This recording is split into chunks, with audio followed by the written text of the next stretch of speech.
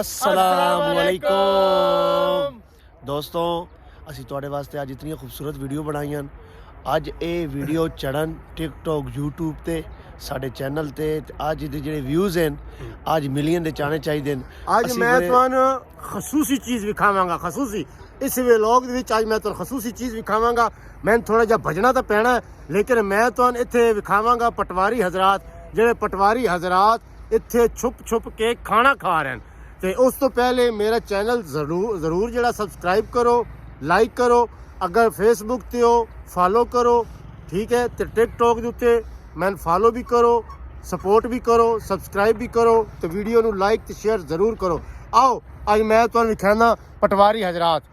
आओ जी, पटवारी हजरात जेड़े छुप के खाना खा रहे हैं अज तुहानू मैं विखाना वा। तुसीं वेख के ते परेशान हो जाना, तो बराए मेहरबानी हसना नहीं। आओ आओ आओ, जल्दी आओ जल्दी आओ जल्दी आओ। जल्दी जल्दी जल्दी जल्दी कहाँ पर है पटवारी? आ गए हम। जल्दी करो जल्दी करो जल्दी करो।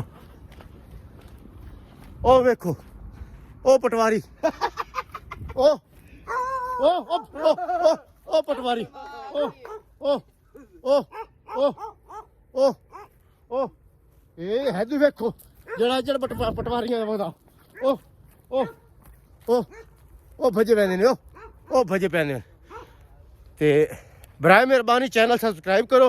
इंजाल पटवारी मैं तो कदी विखा छुड़ेंदा वा ते महसूस नहीं करना। खुदा हाफिज।